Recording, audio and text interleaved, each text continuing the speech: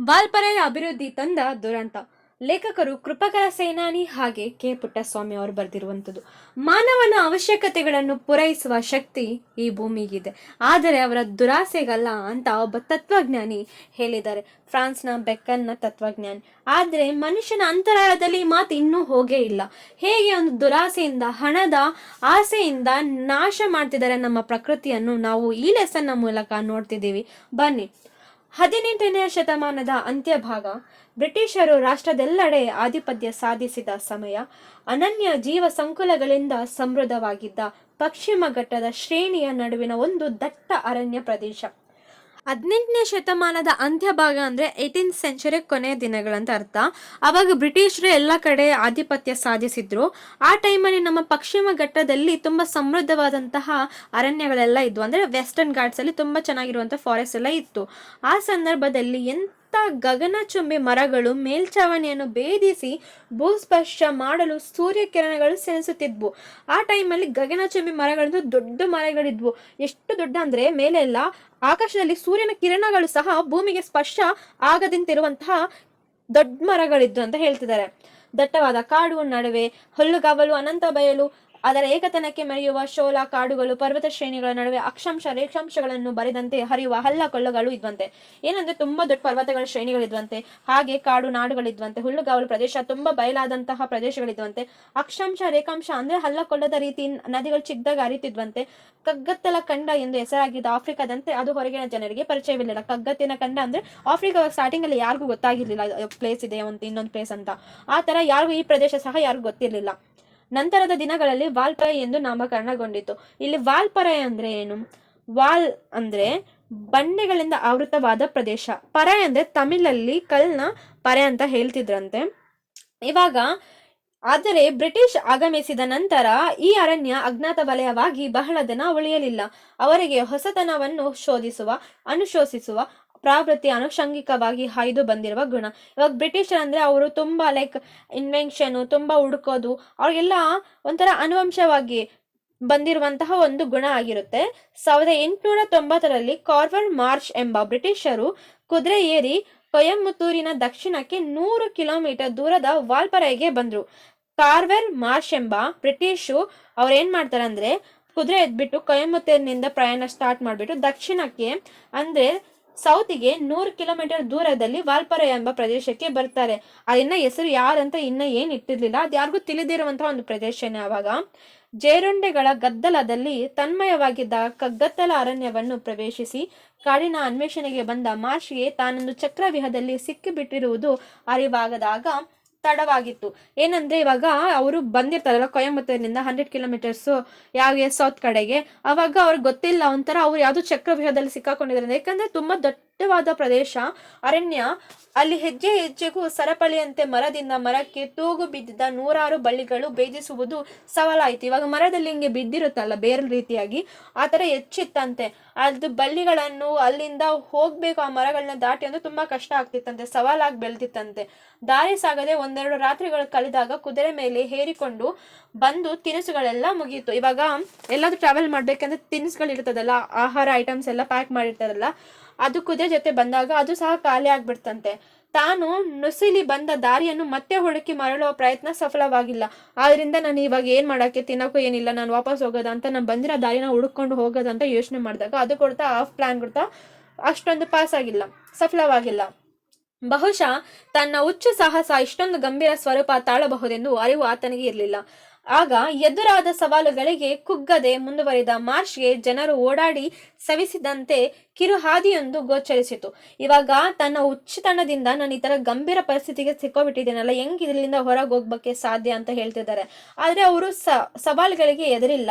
ಅವ್ರೇನ್ ಮಾಡ್ತಾರೆ ಅಂದ್ರೆ, ಅವರು ಹೋಗುವ ದಾರಿಯಲ್ಲಿ ಏನಂದ್ರೆ ಇವಾಗ ಜನಗಳು ನಡೆದಾಡ್ತಿರ್ತಾರೆ. ಅವಾಗ ಏನಾಗಿರುತ್ತೆ ಅಂದ್ರೆ ಕೆಳಗೆ ಏನಾದ್ರು ಗ್ರಾಸ್ ಇರುತ್ತಲ್ಲ, ಅದೆಲ್ಲ ಜನಗಳು ಪ್ರೆಸ್ ಮಾಡಿ ಮಾಡಿ ಏನಾಗಿರುತ್ತೆ ಅಂದ್ರೆ ಅದೊಂದು ದಾರಿ ರೀತಿಯಾಗಿ ಹೋಗೋ ಸೇಮ್ ಪ್ಲೇಸ್ ಆಗಿದ್ರೆ ಒಂಥರ ನಡ್ಕೊಂಡು ಹೋಗೋ ಪ್ರದೇಶದಲ್ಲಿ ಆಗಿರೋದು ನೀವು ಹಳ್ಳಿಗಳಲ್ಲಿ ಹೋದಾಗ ನೀವು ಕಣ್ಣಿರ್ಬೋದಲ್ಲ, ಆ ತರ ಆಗಿರುತ್ತೆ. ಅದ ಜಾಡನ್ನೇ ಹಿಡಿದುಕೊಂಡು ಸಾಗಿದಾಗ 4 ಪುಟ್ಟು ಗುಡಿಸಲುಗಳು ಹಾಡಿ ಪ್ರತ್ಯಕ್ಷವಾಯಿತು. ಅದನ್ನೇ ಇಟ್ಕೊಂಡು ಏನ್ ಮಾಡ್ತಾರೆ ಅಂದ್ರೆ ಅವ್ರಿಗೆ ಹೋಗ್ಬಿಡ್ತಾರೆ. ಅಲ್ಲಿ 4 ಪುಟ್ಟು ಗುಡಿಸಲುಗಳು ಕಂಡ್ರು. ಅವ್ರು ಯಾರು? ಮಾರ್ಷ್ ಅವರು. ಇವಾಗ ಗುಡಿಸಲಿನ ಬಳಿ 10 ಆದಿವಾಸಿಗಳಿದ್ದರು. ಮಾರ್ಷ್ನ ಕುದುರೆಯ ಕೊರುಪಟ್ಟದ ಸದ್ದಿಗೆ ದಿಗ್ಗಲುಗೊಂಡ ಅವರು ಅವರಿಗೆ ನೋಡಿರದ ಪ್ರಾಣಿ, ಅದರ ಜೊತೆಯಲ್ಲಿ ಟೋಪಿ ಧರಿಸಿದ್ದ ನಾಜೂಕು ಪೋಷಾಕಿದ್ದ ಮಾರ್ಷ್ ಎರಡು ವಿಚಿತ್ರಗಳನ್ನು ಒಮ್ಮೆಲೆ ಕಂಡು ಅವರ ಹೆದರಿ ಮಕ್ಕಳನ್ನು ಎಳೆದುಕೊಂಡು ದಟ್ಟ ಬಿಡುವ ಮಿಂಚಿನಂತೆ ಮಾಯವಾದವು. ತನ್ನ ಸಾಹಸದ ಯಾತ್ರೆ ತಂದ ಫಲಶ್ರುತಿಯನ್ನು ಹೇಳಲು ಕುದುರೆ ಬಿಟ್ಟರೆ ಮಾರ್ಚ್ಗೆ ಬೇರೆ ಯಾರೂ ಇರಲಿಲ್ಲ. ಇವಾಗ ಏನಂದ್ರೆ ಮಾರ್ಚ್ ಅವರ ದಾರಿ ಇಟ್ಕೊಂಡು ಅಲ್ಲಿ ಹೋಗ್ತಾರಲ್ಲ, 4-6 ಗುಡಿಸಲು ಕಾಣಿಸ್ತದೆ. ಅವಾಗ ಗುಡಿಸಲು ಕಾಣಿದಾಗ ಅಲ್ಲಿ ಆದಿವಾಸಿಗಳು ಇರ್ತಾರಲ್ಲ, ಅವರು ಮಾರ್ಚ್ನ ನೋಡ್ತಾರೆ. ಅವರು ಕುದುರೆ ಜೊತೆ ಬಂದ್ಬಿಟ್ಟಿದ್ದಾರೆ. ಅವರು ಒಂಥರ ಬ್ರಿಟಿಷ್ ಅವ್ರು ವೇರ್ ಮಾಡ್ತಾರ ಡ್ರೆಸ್ ಆ ಥರ ಹಾಕೊಂಡಿದ್ದಾರೆ. ಅದಾದ್ಮೇಲೆ ಅವರ ಜೊತೆಯಲ್ಲಿ ಟೋಪೆ ಧರಿಸಿದಾರಲ್ಲ, ಒಂದು ನಾಜೂಕಾದ ಪೋಷಾಕಿನಿಂದ ಮಾರ್ಚ್ ಅವರು ಇದ್ದಾರೆ. ಎರಡು ವಿಚಿತ್ರಗಳನ್ನು ಒಂದೇ ಬಾರಿ ಕಣ್ಮೇಲೆ ಇವಾಗ ಯಾರಾದ್ರೂ ಹೆದರಿಕೆ ಆಗ್ತಾರಲ್ಲ, ನಮ್ಮ ಮಕ್ಕಳು ಇವಾಗ ರಾಕ್ಷಸರು ಯಾರು ಬಂದಿದ್ದಾರೆ ಅಂತ. ಯಾಕಂದ್ರೆ ಆದಿವಾಸಿ ಅವರಿಗೆ ಏನು ಗೊತ್ತಿರಲ್ಲ, ಯಾಕಂದ್ರೆ ಫಸ್ಟ್ ಟೈಮ್ ಈ ತರ ವ್ಯಕ್ತಿಯನ್ನು ನೋಡ್ತಿರೋದು, ಇಂತಹ ಪ್ರಾಣಿಗಳನ್ನ ನೋಡ್ತಿರೋದು. ಆದ್ರಿಂದ ಮಿಂಚಿನಂತೆ ಎಲ್ಲರೂ ಸಹ ಓಡೋಗ್ಬಿಡ್ತಾರೆ. ಆದ್ರೆ ಇಂತಹ ಸಾಹಸನ ನೋಡಿ ಆದಿವಾಸಿಗಳನ್ನ ಕಂಡಿಡ್ಬಿಟ್ಟಿದ್ದೀನಿ ಅಂತ ಯಾರು ಹೇಳಲಿಕ್ಕೆ ಇರ್ಲಿಲ್ಲ, ಅವ್ರ ಪಕ್ಕದಲ್ಲಿದ್ದ ಕುದುರೆ ತಪ್ಪದೆ. ಇವಾಗ ಅಸಹಾಯಕನಾಗಿದ್ದ ನಿಂತಿದ್ದ ಮಾರ್ಚ್ಗೆ ಒಂದು ಗುಡಿಸಿಲಿನಿಂದ ಏನೋ ಸದ್ದು ಬಂದಂತಾಯ್ತು. ಆ ಕಡೆ ನೋಡಿದ್ರೆ ಕಟ್ಟುಮಸ್ತಾದ ಆದಿವಾಸಿಯೊಬ್ಬನು ಬರ್ತಿದ್ದ. ಅವನ ಮುಖದಲ್ಲಿ ಧೈರ್ಯವನ್ನು ಸುಳಿದ ಕಂಡು ಮಾರ್ಷ್ ಸಂಜ್ಞೆಯ ಮೂಲಕ ಸ್ನೇಹವನ್ನು ಪ್ರಕಟಿಸಿದ. ಅದೇ ರೀತಿಯಾಗಿ ಏನಪ್ಪಾ ಮಾಡ್ಬೇಕು ಅಂತ ಪರಿಸ್ಥಿತಿಯಲ್ಲಿ ಮಾರ್ಚ್ಗೆ ಒಂದು ಗುಡಿಸಿಲಿಂದ ಒಬ್ಬ ವ್ಯಕ್ತಿ ಬರ್ತಿದ್ದಂತೆ ಸದ್ ಕೇಳಿಸ್ತು ಅವ್ರಿಗೆ. ಆದ್ರಿಂದ ಆ ಕಡೆ ನೋಡಿದಾಗ ಕಟ್ಟುಮಸ್ತಾದ ಒಂದು ಆದಿವಾಸಿ ಒಬ್ನು ಬರ್ತಾರೆ.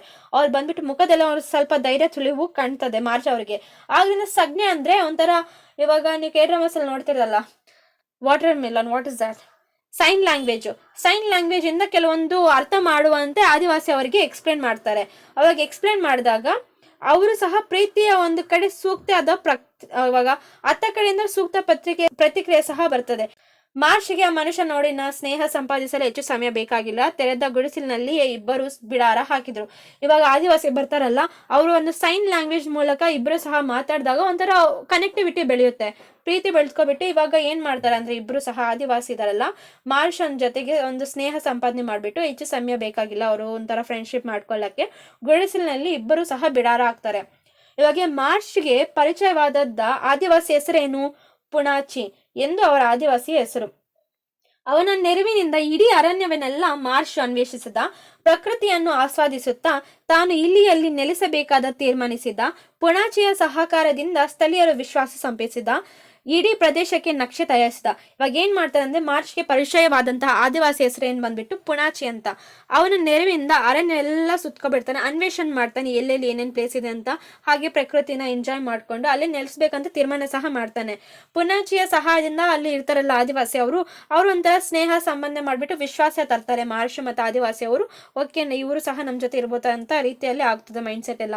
ಇಡೀ ಪ್ರದೇಶದಲ್ಲಿ ಒಂದು ನಕ್ಷೆ ತಯಾರಿ ಮಾಡ್ತಾರೆ ಮಾರ್ಷ್ ಅವರು. ಜೊತೆಗೆ ಆಗಷ್ಟೇ ಭಾರತಕ್ಕೆ ಪ್ರವೇಶ ಮಾಡಿದ ಚಾ ಗಿಡಗಳನ್ನು ತಂದು ನೆಟ್ಟು ವಾಲ್ಪಾರೆ ಕಾಡಿನ ಮುಂದಿನ ದಿನಗಳ ದುರಂತದ ಮೂಲ ಬೀಜಗಳು ಚಾ ಗಿಡದ ರೂಪದಲ್ಲಿ ಬಂದಿದ್ವು. ಏನಂದ್ರೆ, ಇವಾಗ ಅವಾಗ್ಲೇ ಒಂಥರ ಬೆಳೆಯಲ್ಲಿ ತುಂಬಾ ಅಪ್ಡೇಟ್ ಆಗಿರುವಂತಹ ಚಾ ಗಿಡಗಳನ್ನು ಭಾರತಕ್ಕೆ ಅವಾಗೆ ಪ್ರವೇಶ ಮಾಡಿರ್ತದೆ. ಅಲ್ಲಿ ತಂದ್ಬಿಟ್ಟು ಬೆಳೆಸ್ಬೇಕಂತ ನಿರ್ಣಯ ಮಾಡ್ತಾರೆ. ಬಟ್ ಆ ಚಾ ಗಿಡದ ಬೀಜಗಳೇ ಈ ಪ್ರದೇಶದ ದುರಂತ ಬೀಜಗಳಂತ ಯಾರಿಗೂ ಗೊತ್ತಿರ್ಲಿಲ್ಲ. ಇವಾಗ ಹೊಸ ಜಾಗದಲ್ಲಿ ಚಾ ಗಿಡಗಳು ಹುಲುಸಾಗಿ ಬೆಳೆಯಲಾರಂಭಿಸಿದವು. ಮಾರ್ಚ್ನ ನಿಧಾನವಾಗಿ ಕಾಡು ಕಡಿಯುತ್ತಾ ಚಾ ಗಿಡಗಳನ್ನು ಪಳಗಿಸುತ್ತಾ ತೋಟವನ್ನು ವಿಸ್ತರಿಸುತ್ತಾ ನಡೆದ. ಇವಾಗ ಚಾ ಗಿಡ ಬೆಳೆಸಬೇಕಂದ್ರೆ ಜಾಗ ಬೇಕಲ್ಲ, ಅದಕ್ಕಂತ ಕೆಲವೊಂದು ಮರಗಳನ್ನ ಕಡ್ದಾಕ್ಬಿಡ್ತಾರೆ. ಅವಾಗ ಬೆಳೆಸ್ಬೇಕಲ್ಲ, ಚಾ ಗಿಡಗಳು ಹೊಸ ಪ್ರದೇಶದಲ್ಲಿ ಚೆನ್ನಾಗಿ ಬೆಳೆಯೋದು ಸ್ಟಾರ್ಟ್ ಮಾಡ್ತದೆ. ಆದ್ರಿಂದ ಏನ್ ಮಾಡ್ತಾರೆ ಅಂದ್ರೆ, ನಿಧಾನವಾಗಿ ಕಾಡನ್ನ ಕಡಿತಾ ಚಾ ಗಿಡಗಳನ್ನು ಪಳಗಿಸುತ್ತಾ ತೋಟವನ್ನು ವಿಸ್ತರಿಸ್ತಾ ಹೋಗ್ಬಿಡ್ತಾನೆ.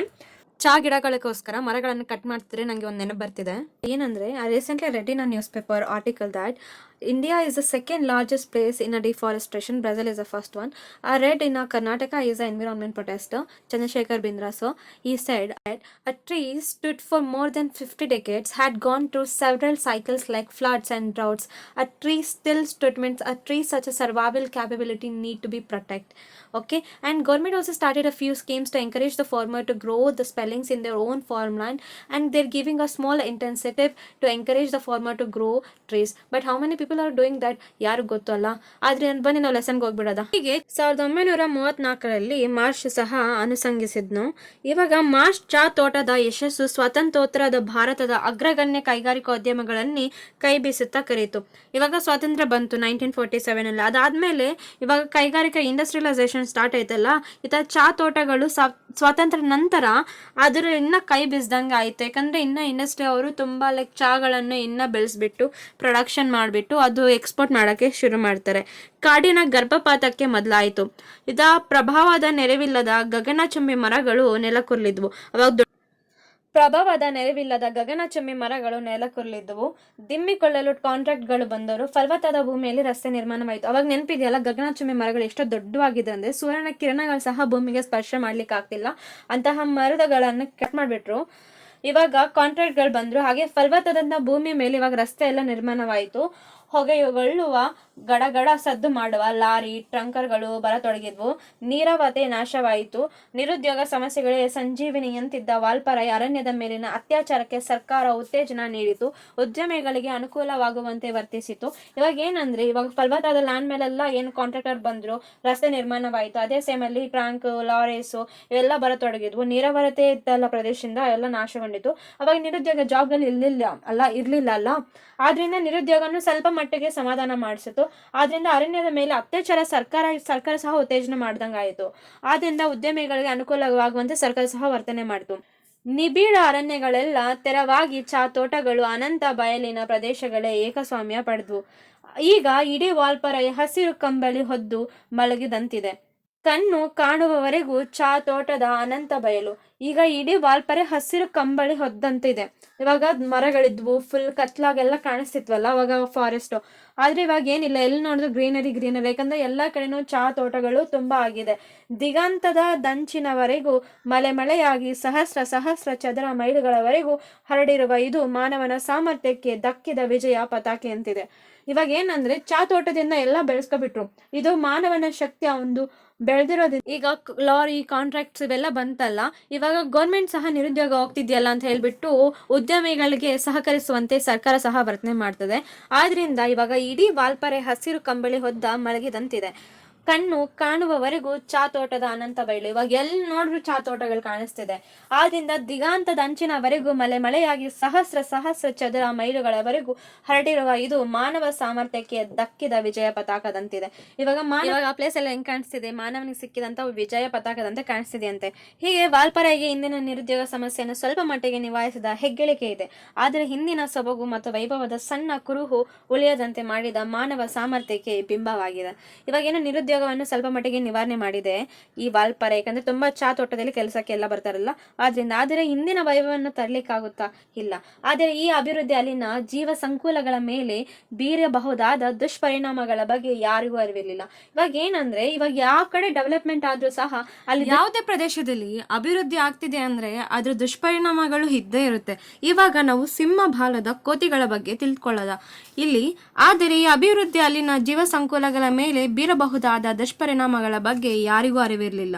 ಕಾಲಾಂತರದಿಂದ ಈ ಕಾಡಿನಲ್ಲಿ ಆಧಿಪತ್ಯ ಸ್ಥಾಪಿಸಿಕೊಂಡ ಸ್ವಚ್ಛಂದವಾಗಿ ಬದುಕಿದ್ದ ಸಿಂಹಬಲದ ಕೋತಿಗಳ ನೆಲೆ ಧ್ವಂಸವಾಯಿತು.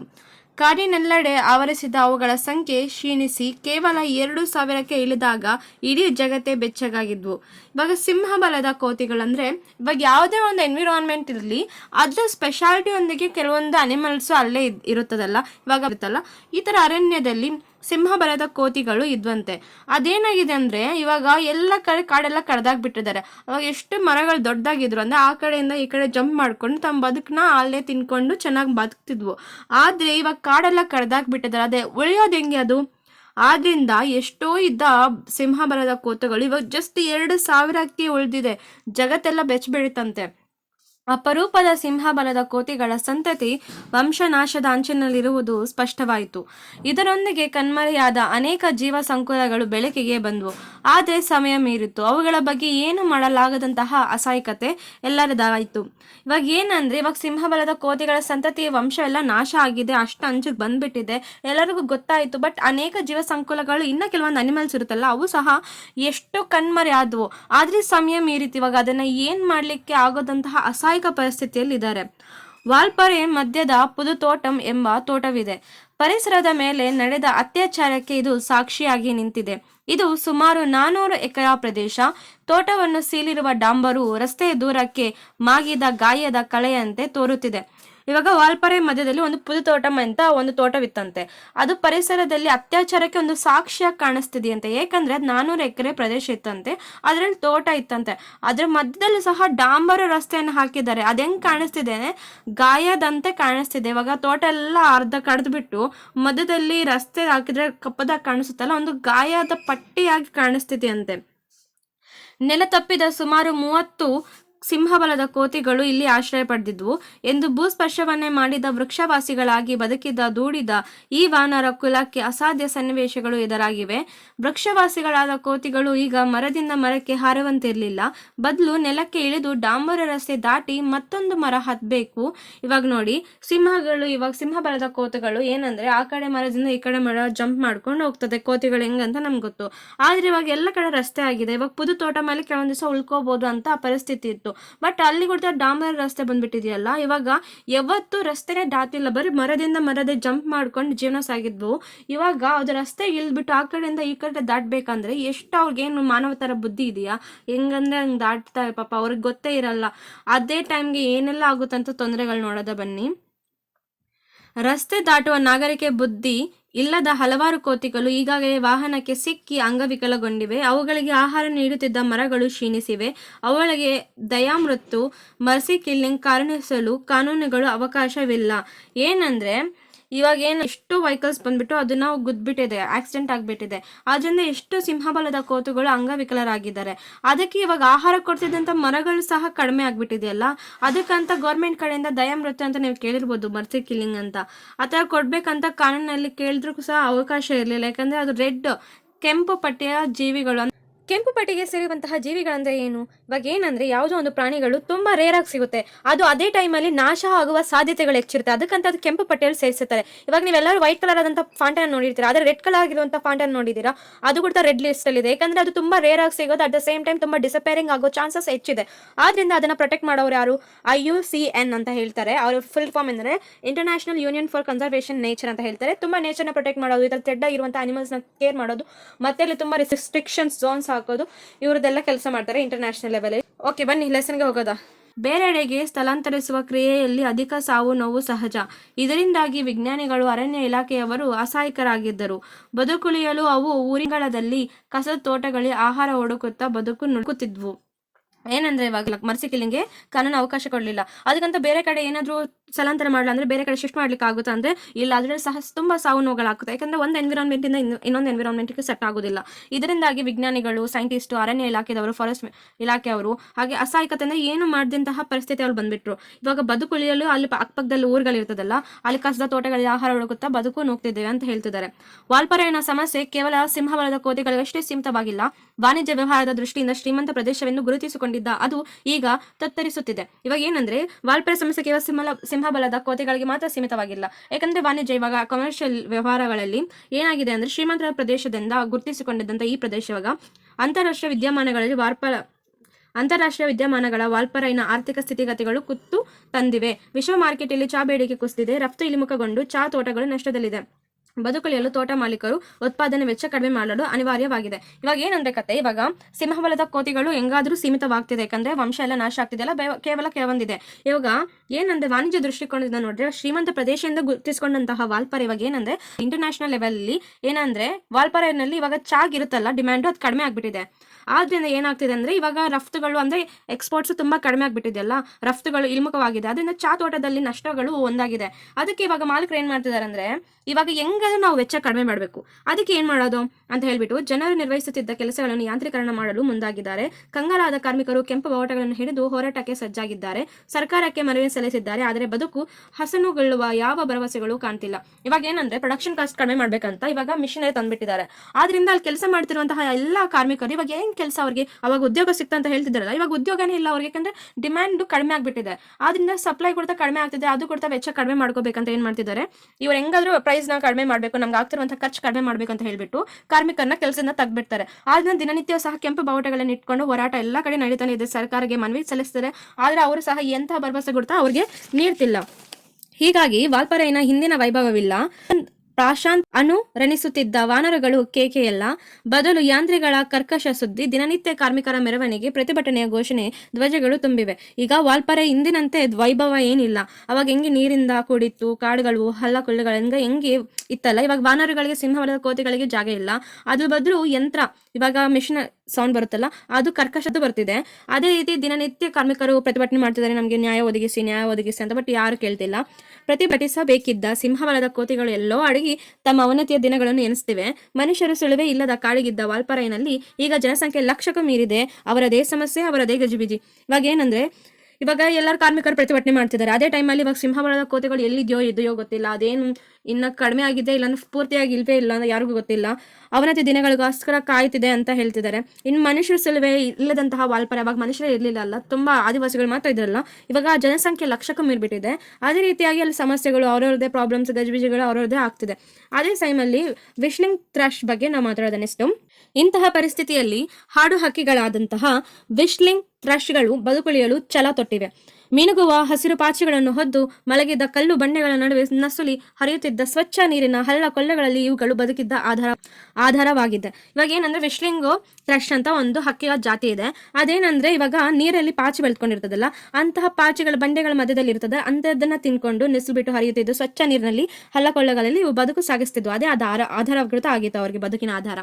ಆದ್ರೆ ಈಗ ಪರಿಸ್ಥಿತಿ ಬದಲಾಗಿದೆ. ಜುರಿ ಜಲಪಾತಗಳು ಪಾತ್ರಗಳನ್ನೆಲ್ಲ ಆಕ್ರಮಿಸಿದ್ದ ಮೆಲ್ಲನೆ ತೆವಳುತ್ತಿರುವ ಕೊಳಚೆ ನೀರಿನ ಚರಂಡಿಗಳಿಗೆ ಈಗ ಈ ಹಾಡು ಹಕ್ಕಿಗಳ ನೆಲೆ. ಅವುಗಳ ಬದುಕು ಮುಂದೆ ಹೇಗೋ ಏನು, ಆದರೆ ತಮ್ಮ ನೋವಿನ ನಡುವೆಯೂ ಮುಂಜಾನೆ ಬೇಗನೆ ಎದ್ದು ರಾಗವಾಗಿ ಹಾಡುವುದನ್ನು ಮಾತ್ರ ಬಿಟ್ಟಿಲ್ಲ. ಹಾಡುವುದು ಅವುಗಳಿಗೆ ಅನಿವಾರ್ಯ, ಅವುಗಳ ಕರ್ಮ ಅಂತ ಹೇಳ್ತಿದ್ದಾರೆ. ಏನಂದ್ರೆ ಇವಾಗ ಹಳ್ಳ ಕೊಳ್ಳಗಳಿದ್ವಲ್ಲ, ನೀರು ಸ್ವಚ್ಛವಾಗಿ ಇದ್ವಲ್ಲ, ಇವಾಗ ಅದ್ರ ಜಾಗ ಯಾವ್ದು ತಗೊಬಿಟ್ಟಿದೆ, ಚರಂಡಿಗಳು ತಗೊಬಿಟ್ಟಿದೆ. ಅಲ್ಲಿ ಅವರು ತಮ್ಮ ಊಟಕ್ಕಾಗಿ ಹುಡುಕಾಡ್ಬಿಟ್ಟು ಅದು ಅವರ ನೆಲೆ ಆಗ್ಬಿಟ್ಟಿದೆ ವಿಶ್ಲಿಂಗ್ ಥ್ರಶ್ಗೆ. ಅದೇ ಟೈಮಲ್ಲಿ ಇವಾಗ ಅವಾಗ ಎಷ್ಟು ಚೆನ್ನಾಗಿ ಬೆಳೀತಿದ್ವಲ್ಲ, ಎಷ್ಟು ಚೆನ್ನಾಗಿ ಬದುಕ್ತಿದ್ವಲ್ಲ, ಅದು ಏನಾಗುತ್ತೋ ಎತ್ತಾಗುತ್ತೋ ಯಾರಿಗೂ ಗೊತ್ತಿಲ್ಲ. ಅವ್ರ ನೋವುಗಳೇ ಬೇರೆ. ಆದರೂ ಸಹ ಮುಂದಿನ ಹೊತ್ತಲ್ಲಿ ಅವ್ರದ್ದು ರಾಗ ಹೇಳ್ಕೊಂಡು ಹಾಡಾಡ್ತಾ ಮಾತ್ರ ಬಿಡೋದಿಲ್ಲ. ಅವ್ರು ಹಾಡೋದು ಅವ್ರಿಗೆ ಅನಿವಾರ್ಯ, ಅದು ಅವ್ರ ಕರ್ಮ ಅಂತ ಹೇಳ್ತಿದ್ದಾರೆ. ಯಾರ ಬಗ್ಗೆ? ವಿಶ್ಲಿಂಗ್ ಥ್ರಶ್ನ ಬಗ್ಗೆ. ಮಾನವನ ಕೇಂದ್ರಿತ ಅಭಿವೃದ್ಧಿ ಎನ್ನುವುದು ತನ್ನ ಹೊಟ್ಟಿನಲ್ಲಿ ದುರಂತದ ಬೀಜಗಳನ್ನು ಅಡಗಿಸಿಕೊಂಡಿರುತ್ತದೆ. ಈ ಬೀಜಗಳು ಸದ್ದಿಲ್ಲದ ಬಿದಿರುತ್ತದೆ. ಅಭಿವೃದ್ಧಿಯ ಪ್ರಗತಿ ಪರಾಕಾಷ್ಠೆ ಮುಟ್ಟಿಕೊಡನೆ ಅವು ಚಿಗುರೊಡನೆ ದುರಂತ ವಿರಾಟ್ ಪ್ರದರ್ಶನಕ್ಕೆ ಸಜ್ಜಾಯಿತು. ಇವಾಗ ಮಾನವನ ಕೇಂದ್ರಿತ ಅಭಿವೃದ್ಧಿ, ಇವಾಗ ಚಾ ಗಿಡದ ಒಂದು ಬೀಜ ಹಾಕ್ಬಿಟ್ಟು ಒಂದು ಜಸ್ಟ್ ಬೆಳೆದ್ರು ಒಂದ್ ಕಡೆ, ಆದ್ರೆ ದುರಾಸೆ ಅನ್ನೋದು ಬೆಳೀತಾ ಹೋಯ್ತು. ಏಕೆ ಹೇಳಿ? ನಾವ್ ಇನ್ನ ಹಣ ಸಂಪಾದನೆ ಮಾಡ್ಬೇಕು, ಇನ್ನ ಲ್ಯಾಂಡ್ ನ ಪಳಗಿಸ್ತಾ ಹೋದಂತೆ ಕಾಡೆಲ್ಲ ನಾಶ ಆಯ್ತು. ಅವಾಗ ನಮ್ಗೆ ಏನ್ ಅರ್ಥ ಆಗ್ತಿಲ್ಲ. ಬಟ್ ಇವಾಗೆಲ್ಲ ಅರ್ಧ ಕಾಡು ಇಲ್ಲ, ಅರ್ಧ ಏನ್ ಪೂರ್ತಿಯಾಗಿ ಅಲ್ಲ ಕಾಡು. ಆ ರೀತಿಯಾಗಿ ಮಾನವ ಕೇಂದ್ರಿತ ಜಸ್ಟ್ ಅವ್ರ ಪ್ರಾಫಿಟ್ಗೋಸ್ಕರ ಎಲ್ಲ ಮಾಡ್ತಿರ್ತಾರೆ. ಅದು ಇವಾಗ ಯಾವ ಪ್ರದೇಶಕ್ಕೆ ದುರಂತಕ್ಕೆ ತಂದಿದೆ ಅಂತ ನಾವೇ ತಿಳ್ಕೋಬೇಕಾಗಿದೆ. ಈ ದುರಂತದ ಕಾವು ಮುಟ್ಟುವ ವೇಳೆಗೆ ಮತ್ತೊಂದು ಹಿಂದಕ್ಕೆ ಬರಲಾರದ ಹಂತ ತಲುಪಬಿರುತ್ತದೆ. ನಾಗರಿಕತೆ ಉನ್ನತಿಯ ಆದೇಶದೊಡನೆ ಆರಂಭವಾಗುವ ಅಭಿವೃದ್ಧಿ ಮಾನವನ ಕುಲನ ಪತನಕ್ಕೆ ಕಾರಣವಾಗುವುದು ಅದರ ಕ್ರೂರ ವ್ಯಂಗ್ಯವಿರಬಹುದು. ಇವಾಗ ಜಸ್ಟ್ ಮಾನವನ ಅಭಿವೃದ್ಧಿ, ನಗರೀಕರಣ ಅಂತ ಹೆಸರು ಹೇಳ್ಕೊಬಿಟ್ಟು ಎಲ್ಲ ಕಡೆ ಡೆವಲಪ್ಮೆಂಟ್ ಅಂತ ಹೇಳ್ಕೊಬಿಟ್ಟು ಜಸ್ಟ್ ನಾವು ನೇಚರ್ನ ನಾಶ ಮಾಡ್ತಾ ಹೋದಂಗೆ ಏನಾಗುತ್ತೆ, ಅದೇ ಮಾನವ ಕುಲಕ್ಕೆ ಪತನಕ್ಕೆ ಕಾರಣ. ಇವಾಗ ಮನುಷ್ಯನ ಪತನಕ್ಕೆ ಅದೇ ಕಾರಣ ಆಗುತ್ತೆ. ಆದರೆ ಕ್ರೂರ ವ್ಯಂಗ್ಯವಿರಬಹುದು. ಆದರೆ ಅಭಿವೃದ್ಧಿ ಹೆಸರಿನಲ್ಲಿ ಪ್ರಕೃತಿ ಮೇಲೆ ಅತ್ಯಾಚಾರವೆಸಗಿದ್ದ ಜನಾಂಗಕ್ಕೆ ಇದರ ಬಾಧೆ ತಟ್ಟುವುದಿಲ್ಲ. ದುರಂತ ಶಾಪಕ್ಕೆ ತುತ್ತಾಗುವವರು ಇದಕ್ಕೆ ಸಂಬಂಧವೇ ಇಲ್ಲದ ಮುಂದಿನ ಜನಾಂಗ ಮತ್ತು ಇತರೆ ಜೀವ ಸಂಕುಲ. ಇಂತಹ ದುರಂತಕ್ಕೆ ಪಶ್ಚಿಮ ಘಟ್ಟದ ಕಾಡಿನ ನಡುವೆ ಇರುವ ವಾಲ್ಪಾರೆ ಅರಣ್ಯ ಜ್ವಲಂತ ಸಾಕ್ಷಿಯಾಗಿ ನಿಂತಿದೆ. ಇವಾಗ ನೋಡಿ, ಇವಾಗ ಎಲ್ಲರೂ ಅಭಿವೃದ್ಧಿ ಅಂತ ಹೇಳ್ಬಿಟ್ಟು ಎಲ್ಲ ಅವ್ರದ್ದು ಬೇಕಿರುವಂತ ಬೆನಿಫಿಟ್ಸ್ ಎಲ್ಲ ಕಾಡಿನಿಂದ ತಗೋಬಿಟ್ರು. ಅದು ಇವಾಗ ಏನಂದ್ರೆ ಅವ್ರಿಗೆ ಇದು ತಟ್ಟುವುದಿಲ್ಲ. ಒಂಥರ ಏನಂದ್ರೆ ಶಾಪ ಅನ್ನೋದು ತಟ್ಟುವುದಿಲ್ಲ. ಯಾಕಂದ್ರೆ ಮುಂದಿನ ಜನರೇಷನ್ ಬರುತ್ತಲ್ಲ, ಮುಂದಿನ ಪೀಳಿಗೆ ಬರುತ್ತದಲ್ಲ, ಆ ಜನಗಳಿಗೆ ಏನು ಇರುವುದಿಲ್ಲ, ಜೀವ ಸಂಕುಲ ಇರುವುದಿಲ್ಲ, ಕಾಡು ಇರುವುದಿಲ್ಲ, ಸ್ವಚ್ಛವಾದಂತಹ ಗಾಳಿ ಇರುವುದಿಲ್ಲ. ಯಾಕಂದ್ರೆ ಎಲ್ಲ ಕಡೆ ಪೊಲ್ಯೂಷನ್ ನೀರು ಇರುತ್ತಾ, ನೀರಿಗೂ ಸಹ ಎಷ್ಟು ಇದು ಮಾಡ್ತಾರೆ. ಕೆಲವೊಂದು ಹಳ್ಳಿಗಳಲ್ಲಿ ಇನ್ನೂ ಸಹ ನೀರಿಗೆ ಎಷ್ಟು ಬಾವಿಗಳಲ್ಲಿ ತೋಡ್ಬಿಟ್ಟು ಇನ್ನ ತಗೋಬಿಡ್ತಿದ್ದಾರೆ. ಯಾರು ಅವ್ರನ್ನ ನೋಡೋದು? ಈಗ ಪಶ್ಚಿಮ ಘಟ್ಟದಲ್ಲಿ ಅವಾಗ ಯಾರಿಗೂ ತಿಳಿದೇ ಇರುವಂತಹ ಒಂದು ವಾಲ್ಪಾರೆ ಅರಣ್ಯ ಎಷ್ಟು ಸುಂದರವಾಗಿತ್ತು, ದಟ್ಟವಾದ ಮರಗಳಿದ್ವು. ಇವಾಗ ಯಾವುದೂ ಇಲ್ಲ. ಇಲ್ಲಿ ವಾಲ್ಪಾರೆಯ ದುರಂತ ಒಂದು ಉದಾಹರಣೆ ಮಾತ್ರ. ನಮ್ಮ ರಾಜ್ಯದ ಮತ್ತು ರಾಷ್ಟ್ರದ ಮೂಲೆಗಳಲ್ಲಿ ಇಂತಹ ಹಲವಾರು ಉದಾಹರಣೆಗಳು ಕಾಣಿಸುತ್ತಿವೆ. ದುರಾದೃಷ್ಟಿ ಮತ್ತು ಒಳನೋಟದಿಲ್ಲದ ಯಾವುದೇ ಅಭಿವೃದ್ಧಿ ಯೋಜನೆ ಇದಕ್ಕಿಂತಲೂ ಕಠೋರವಾದ ಅಧ್ಯಯನಗಳನ್ನು ಎಲ್ಲಿ ಬೇಕಾದರೂ ಬರೆಯಬಹುದು. ಇವಾಗ ವಾಲ್ಪಾರೆ ದುರಂತ ಕೇವಲ ಇಲ್ಲಿ ಮಾತ್ರ ಅಲ್ಲ, ಬರೀ ಪಶ್ಚಿಮ ಘಟ್ಟದಲ್ಲಿ ಒಂದು ಪ್ರದೇಶಕ್ಕೆ ಮಾತ್ರ ಸೀಮಿತವಾಗಿಲ್ಲ. ಇನ್ನು ನಮ್ಮ ದೇಶದಲ್ಲಿ ಹಲವಾರು ಪ್ರದೇಶಗಳಲ್ಲಿ ಮೂಲೆಗಳಲ್ಲಿ ಇಂತಹ ಎಷ್ಟೋ ಎಕ್ಸಾಂಪಲ್ಸ್, ಉದಾಹರಣೆಗಳು ನಮಗೆ ಕಾಣಬಹುದಾಗಿದೆ. ಬಟ್ ಇದು ಏನಂದ್ರೆ ಇಷ್ಟೊಂದು ಅಧ್ಯಯನಗಳು ಮತ್ತೆ ಬರ್ತಾನೆ ಇರುತ್ತೆ. ಅಭಿವೃದ್ಧಿ ಯೋಜನೆ ಇಲ್ಲ, ಕಠೋರವಾದ ಅಧ್ಯಯನಗಳು ಎಲ್ಲಿ ಬೇಕಾದರೂ ಬರೀಬಹುದು ಅಂತ ಹೇಳ್ತಿದ್ದಾರೆ. ಏನಿಲ್ಲದಿದ್ದರೂ ಮುಂದಿನ ಜನಾಂಗಕ್ಕೆ ಪರಿಶುದ್ಧ ನೀರು, ಮಲಿನಗೊಳ್ಳದ ಗಾಳಿ, ಸ್ವಚ್ಛ ಸಮುದ್ರ, ನೀಲಿ ಆಕಾಶಗಳನ್ನು ಬಿಟ್ಟು ಹೋಗುವುದು ನಮ್ಮೆಲ್ಲರ ಛಲವಾಗಬೇಕು. ನೀವೆಲ್ಲ ಇದಕ್ಕೆ ಬದ್ಧವಾಗಿರಬೇಕು.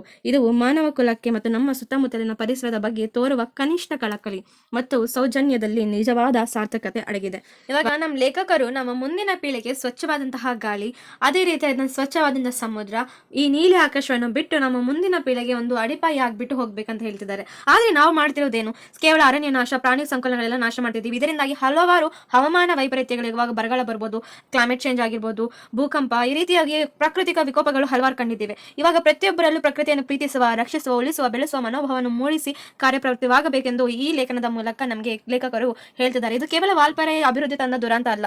ಎಷ್ಟು ಅಂತ ಗೊತ್ತೇ ಇಲ್ಲ ನಮಗೆ. ಇನ್ನು ಹಲವಾರು ಕಥೆಗಳು ಈ ರೀತಿ ಇದ್ದೇ ಇರುತ್ತೆ. ಆದ್ರೆ ನಾವು ಮಾಡುವಂತಹ ಏನು, ಯುವ ಜನರು ಮಾಡುವಂತಹದ್ದೇನು ಏನಂದ್ರೆ, ನಮ್ಮ ಕೈಲಾದಂತಹ ನೈಸರ್ಗಿಕವಾಗಿ, ಇವಾಗ ಸಾಲು ಮರದ ತಿಮ್ಮಕ್ಕ ಅವರು ಈ ವರ್ಷನೇ ತೀರ್ಕೊಬಿಟ್ರು. ಅವರು ಮಾಡಿದಂತಹ ಮರಗಳಿಂದ ಇವಾಗ ಎಷ್ಟು ಜನರು ಅದರ ನೆರಳನ್ನ ಅನುಭವಿಸ್ತಿದ್ರೆ, ಸ್ವಚ್ಛವಾದಂತಹ ಗಾಳಿಯನ್ನ ಬ್ರೀತ್ ಮಾಡಕ್ ಆಗ್ತಿದೆ. ಅದ್ರ ಮೇಲೆ ನಾವು ಸಹ, ನಮ್ಗೆ ಬೇಡ 10-60 ಬೇಡ, ಒಂದು ಗಿಡನ ಬೆಳೆಸೋದ.